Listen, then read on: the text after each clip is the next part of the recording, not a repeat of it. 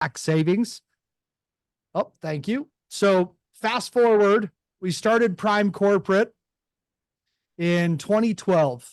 I was 22 years old at the time, and I had this, I'm a hard worker, imposter syndrome. Why would anyone listen to me on how to save money in taxes? There was 4 of us when we started Prime Corporate, and currently today we have over 300 employees. We have over 80 accountants. We've got 10 attorneys. So my goal today is to help you understand as much of the legal and the financial in the next 20 minutes as possible. And then we'll also give you an opportunity to speak with us so that you can really go into the weeds on your situation on how to keep more money in your corner. Okay. Any of you that are multi-member entities or S corporations, your due date's in 2 days. So file an extension or make sure that those taxes are filed April 15th. We'll walk through some deadlines and make sure that you're taken care of. But if you have questions throughout, feel free to throw them in the chat, and I'll try and answer as many as possible as well.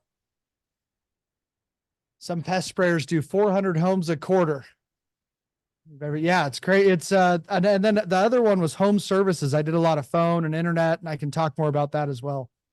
Our goal, Prime Corporate, plan, profit, protect your business. Okay, not only do we know that it's important for you to be able to keep more money in your corner, it's not what you make, it's what you keep. But a lot of you are probably already investors or plan on being investors. And whether it's long-term buy and holds, whatever that looks like, when I talk to a group of real estate professionals, my life doesn't get much easier. My wife didn't really even want her real estate license, but I was like, please, we need some tax benefits. So everything goes under my wife as a real estate professional. And what I try and share here is no one cares about your money more than you do. And I say that because the more that you can compound tax deductions, those of you that have little ones, I've got 2 little girls. I've got a 3-year-old and a 6-month-old little girl. Both of them are going to make $14,000 this year. I get the write-off as a business owner. My girls didn't make enough money. They don't have to claim it from a tax standpoint. I want you to be able to do that for your kids as well. The Augusta rule, it allows you to write off your house from your business up to 14 days a year. These are things that seem like they're difficult to do, but they're things that you're going to do anyways. We just need to document them and give you an alibi. If you're like my mom, you don't want to document them. You're not going to document them. And I have some solutions for those of you that don't want to do that. But tax-wise, it'll save you $10,000 to $20,000 a year. And hopefully that perks your ears up enough for us to be able to help you with it. Let's talk a little bit about entities, tax deductions, how they work, asset protection and generational wealth, personal credit versus business credit.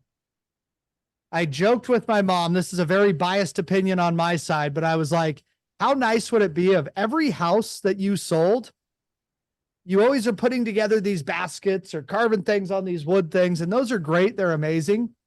I was like, how nice would it be if you got them like an estate plan, trust, will, make sure they're protecting the asset and making sure they're making you aware of assets when they're buying, when they're selling, and how you can stay attached to what you're doing in helping them with securing their properties. But before we jump in, 2 things on legal disclaimer. First of all, everyone's situation is different. Some of you are married, some of you have kids, some of you have multiple businesses. That naturally is going to impact your overall tax situation. And then second component, I'm not a CPA or an attorney, but I've got a full team of them, like I mentioned. I love giving these presentations because I've realized in the years that I've been doing this, if you go ask an attorney about what we're talking about today, you get a lot of, oh, well, it depends, that lead you to asset protection, right? You ask 10 attorneys the same question, you get 15 different answers, and attorneys lean towards asset protection. That's great. That's what they're there for. Accountants oftentimes lean towards the path of least resistance to file your tax return. And I share that with you because the truth is oftentimes somewhere in the middle based off of your risk tolerance. I want you to protect your assets, but I also want you to save money in taxes, right? I talk about asset protection all the time, and I tend to be more risky. I have 77 doors of real estate currently, and a lot of those are purchased in December to depreciate and cost seg, write off, and save money in taxes. I want all of you to be able to play that game throughout the course of the year so that you can help more people, help more clients, save money in taxes while compounding your wealth and continuing to help yourself build more wealth as well. All right, now when it comes to business structure, a lot of agents, I don't know the percentage, but I know that it's high after a lot of the agents that we've worked with over the years. A lot of them traditionally work under their name and their social security number. And that's not necessarily a problem. You're just leaving money on the table. And if the goal is to keep more money in your corner, there's ways that you can lower your tax liability right away by just getting paid through the correct business entity. Get in there. Okay. Oh, we talked about this. We got cats in washers or dryers. It looks like something's going on. I don't know.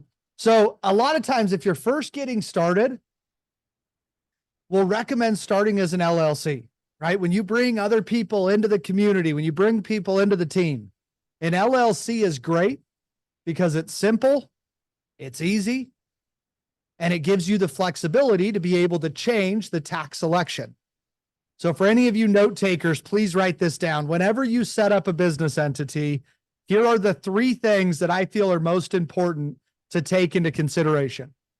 Number 1, privacy and protection. How much privacy do you want? As an agent, you don't want privacy. You want to get your name out there. You want your brand out there. But maybe as an investor, you want a little bit more privacy to show that you're not the owner of all these other properties. Totally up to you. How much protection do you need based off of your wealth, based off of the compound, based off of your assets? That answer will change. But whenever you set up a new business entity, I think it's very important for you to ask yourself that question. Number 2 is tax benefits. Okay, profit or loss, good or bad, how do you put yourself in the best position possible?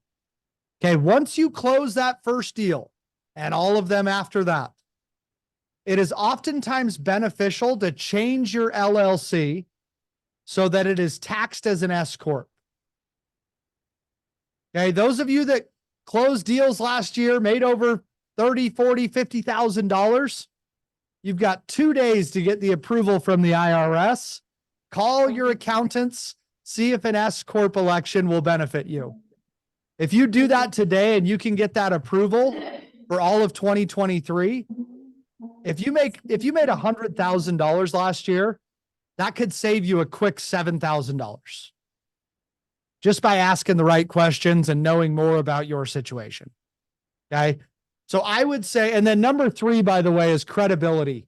Show yourself as a legitimate business, not only to your clientele, but to banks and lenders as well.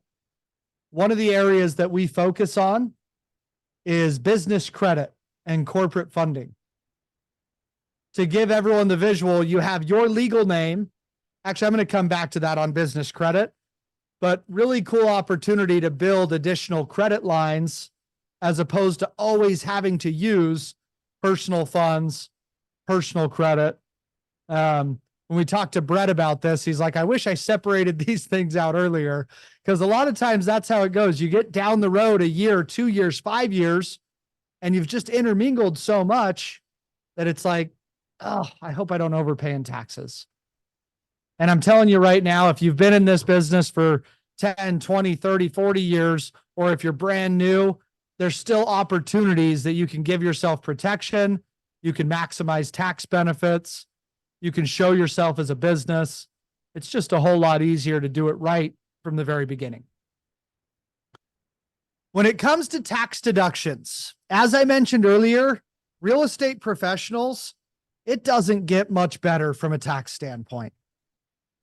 We know the traditional expenses that you can write off, like your phone, your internet, your power, portions of your rent or your mortgage.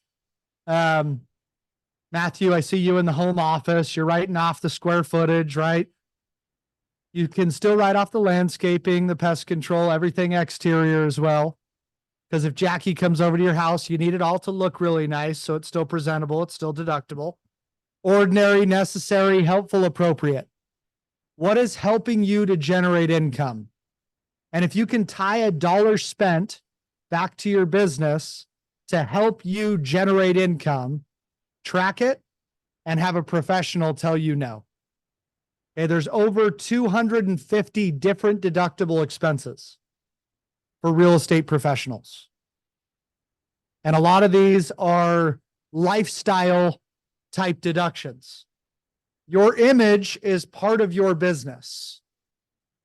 Those of you that are running social media, I've got a lot of clients that are now paying their kids for social media management. That's giving them the deduction while helping their kids either understand financial literacy or helping them for the future. Okay. Brooke, is there a list of the 250 deductions? Yes, we do have that. And for all of our, Jackie, I'll get that over to you, and however you want to share that, great. But yes, we do have a list of those. Protect yourself. If I brought the attorney on here, they'd spend 45 minutes on these two slides. It's a sue happy world. I think that in order to sum this up, set your business up with the thought in mind of it's not if you get sued, but when you get sued. And I think that if you think like that, it's a little bit depressing, but you'd set things up differently if you were in the middle of a lawsuit right now than you would by waiting. I got my first lawsuit. I was 22 years old. I bought my first investment property in southern Utah by St. George. It was Sand Hollow. And I thought I was funny, thought I was cute. Like, who knows what's going on at that time? I named my LLC Lot Lizard 206. Embarrassing. I had to tell my mother about this. I had to hire an attorney. Long story short, let's give you a professional business name. Let's make sure that personal's personal, business is business, and you're separating the two, and then you're tracking and maximizing tax-wise. Okay, last thing, then I want to make sure that I leave some time for questions and taxes and everything else. But here is one of the most important visuals. Sometimes this stuff can feel over your head a little bit if it's like you don't like taxes. You want someone else to just do it. So for any of you that are thinking that way, this is for you. I put this slide together for my mother. Everything I've said before, my mom would have been like, yeah. How much is it going to cost? How do you just file my taxes for me? So here's the visual that I think is important for everyone to understand. You have a legal name, you have a social security number or an ITIN, and you have a personal FICO credit score that ranges from 300 to 850. Do the same thing for the business. Give yourself a legitimate business name. Give yourself an EIN or an employer identification number.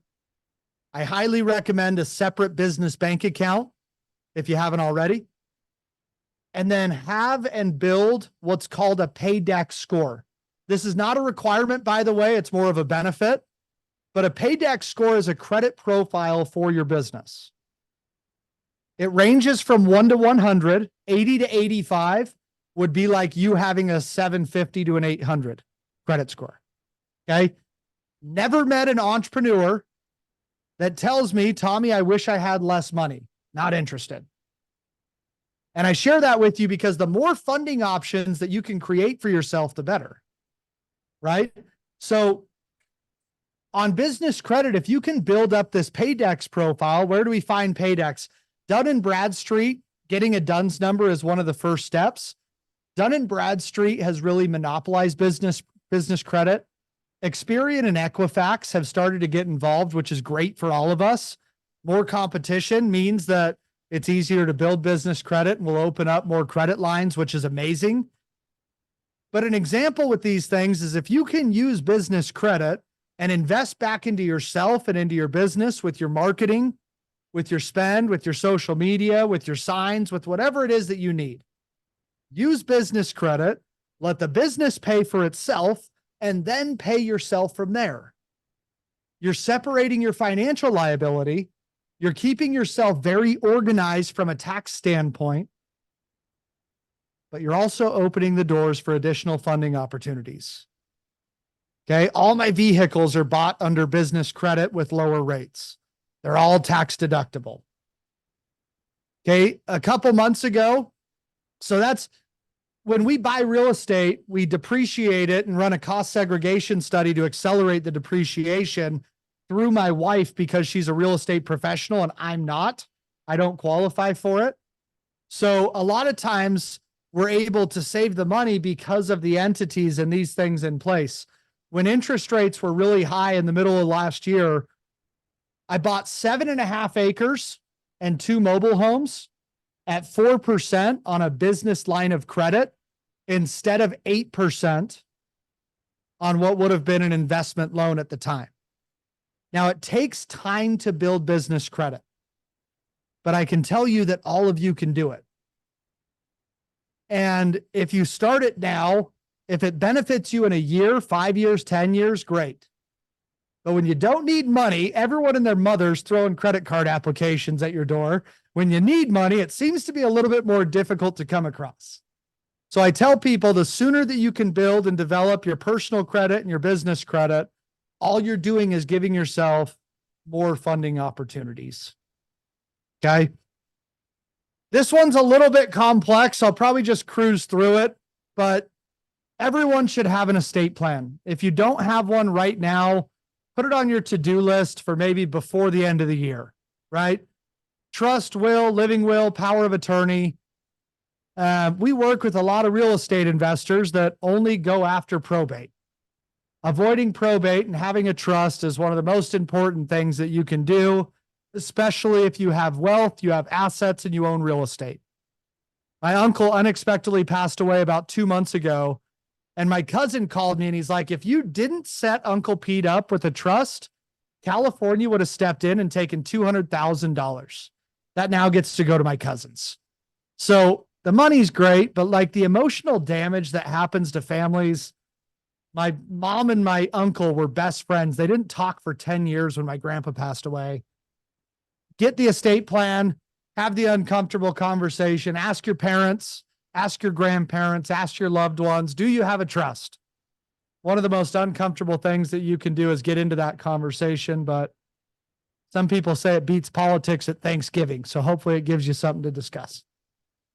If you want more privacy, holding companies are great. I have a holding company based out of Wyoming. My holding company is an S Corp. If you have multiple businesses, that's common, Matthew. That's a really, really sophisticated question. Thank you for that. If you have multiple businesses, you can pay yourself into one and then pay yourself from there is where you would do that. But you don't have to do it. And to be clear, you don't need all of these things. We want you to crawl before you walk and walk before you run and truly understand what you have. If you are full-time agent broker, just having an LLC or a PLLC that's taxed as an S Corp is plenty. You don't need all of this. But we work with enough investors that I still throw this in there because a lot of times as an agent, as a broker, you turn into an investor. And if we can help you understand how to do that while protecting your assets, limiting your tax liability, and giving yourself the credibility, it should put you in a better spot. Right? If I came on here and said, I'm giving everyone that showed up $10,000, I'm the most popular person, easily. But I'm not doing that. I'm sorry. But if I come on here and I'm like, here's very easy strategies to save $10,000 in taxes. For whatever reason, it's not as exciting. And I say that because if you go generate more revenues, which is why all of you are here, obviously, but then you compound that by saving more money in taxes, the combination of the two is what ultimately creates long-term wealth. And if we can help you be a part of understanding how to save more money, it's very similar to making more money, which then gives you the opportunity to invest into yourself and to really, really, really compound that wealth. So hopefully this helps. I'm a little bit over here, but Jackie, Tom, any questions or anything that I missed that you want me to go over? Yeah, so I have a quick question, and guys, you can throw your questions in the chat, or you can jump in here after me. If I have my, like, I brand myself as Jackie Sells Colorado, would you recommend that be my LLC name, or can it be something different? Really good question. Usually no, because it really depends on the state, is why I'm kind of keeping this a little bit more open for you. But usually what I recommend to people is just do it as your name. So it'd be Jackie McKelvin, LLC or PLLC. I can't remember what Florida is off the top of my head, or Colorado, because you're going to get paid into your name. And then we can create a DBA, which stands for do business as, with your actual marketing name. So that way it doesn't limit you, but it doesn't give you any problems getting paid. The last thing I want to do is, if you have a check that's held up, you're not going to like me. So let's make sure that the checks don't get held up, but then you have the ability to run the DBAs or to make sure that you're not leaving money on the table that way. Thank you. Thank you. What else, Yeah, guys? great question. I got a question. Can Go you hear for me? it. All right. Yes. So Tommy, my wife and I launched our own YouTube channel. It's separate from real estate. Awesome. And we do have an S corp for our real estate and all that stuff. Good. But we do travel a lot, and we're planning on traveling a lot more. And that it is a travel lifestyle. It's called The Empty Nester Diaries. Hey, we love subscribers, by the way. Anyway, The Empty Nester Diaries. So how do we write off all this travel we're doing? Because we are shooting multiple, episodes and all this stuff. We're going to DC, we're going to Fiji this year. We're doing, how do we take advantage of, we're not making any money yet. We're not monetized on YouTube, but that is the goal, and we are moving towards that. You getting a camper van for all this? Or are you going to fly everywhere? No, we're flying, baby. I love that. It's hard to take deductions when you aren't making money. However, I would recommend legitimizing it right away. So set up an LLC. Okay. You can very easily take 5,000 in startup, 5,000 in organizational. You can still itemize additional business related expenses, but camera equipment, travel, all these things are going to get expensive. So you're giving yourself an alibi by documenting. You can still show losses 2, 3 out of the first 4 or 5 years. That isn't really a tax code. That's just when your probability of an audit starts to increase. So just be aware of that. Mm-hmm. But as long as you're tracking your expenses, it's very clear that you have the intention to build a following on YouTube and social media. Post religiously, maximize on your deductions. They will still flow through to write off against your other income. Make that first dollar somehow, some way, whether it's consulting, whether it's a brand deal. If you make that first dollar, you maximize those deductions, it then writes off against it. So without looking at the overall situation, it's hard, but it's totally doable to maximize on your taxes that way. Okay, so if we did the LLC to legitimize it or what have you, should we put that under our existing S corp as a even the S corp I would recommend separating it. I would separate it with an LLC so that if it turns into a cost center on you for the first little bit, the S corp is because you're making active income and you're avoiding your self-employment tax. The LLC is going to separate your asset protection. It's going to allow you the ability to take more of the losses, but they'll still flow through. So you could do either or. It's not like I'm telling you one's right or wrong. You can get away with either or. It's just, why not separate the liability? Why not give yourself a true profit and loss for each business and then flow those through? But if you're saying that it's like, are we going to make money? I'd rather just write off the losses against the S corp because there's a lot of expense or a lot of income there. You could do that as well. I think the important thing is having a game plan with the accountant and breaking it down on a quarterly basis. Okay. Yeah. Awesome. Just a couple questions. You guys might go another 4 or 5 minutes. Would a real estate agent prefer an S corp or an LLC, and why? Brent asked. Great question, Brent. S corporation or an LLC taxed as an S corp, assuming you've done a deal, right? That's the The reason for that is being a real estate agent is active income. So when you have active income, you have self-employment tax, which is Medicare, Social Security.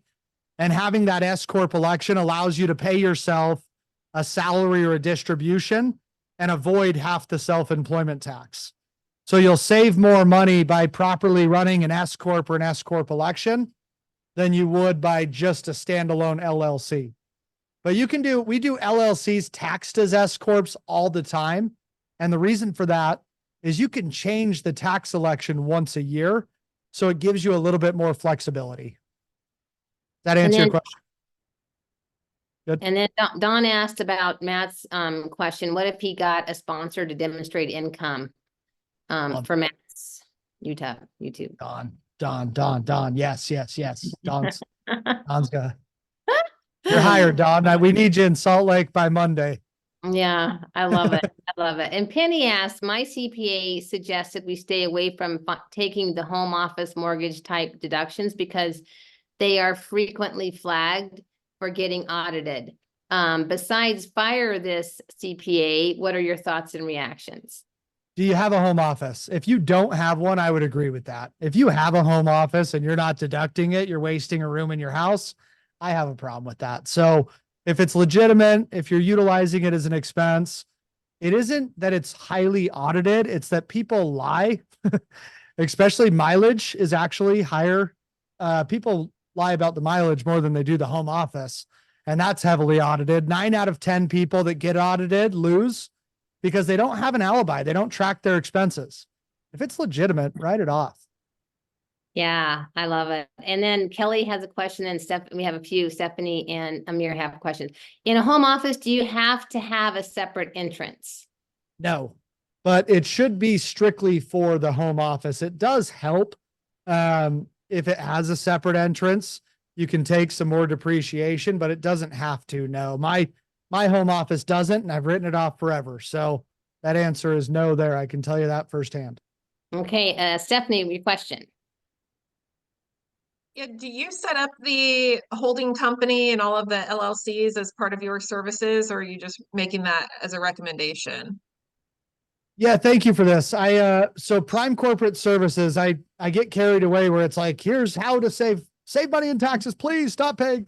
We have 4 primary services. So we help on entity structure, LLCs, PLLCs, holdings, corporations. We set up everything that I just showed. So entity structures is number 1. I've got a really cool business credit development program that walks you through how to build business credit the right way. We're getting over $4 million a month right now in business credit and corporate funding for our clients. I've got a full team of accountants and CPAs.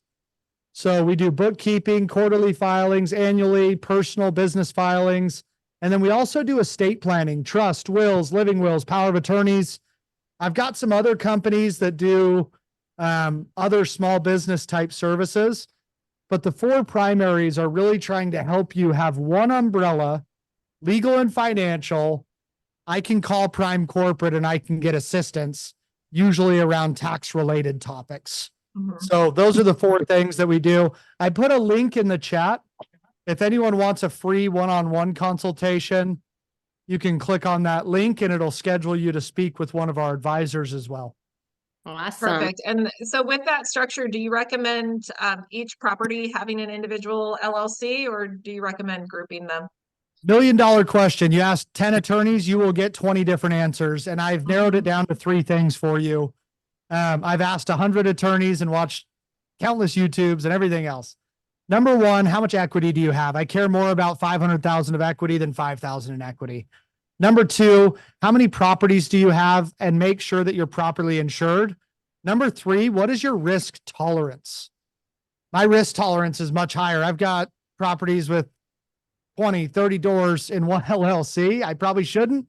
I have clients that want to do a different LLC for every property.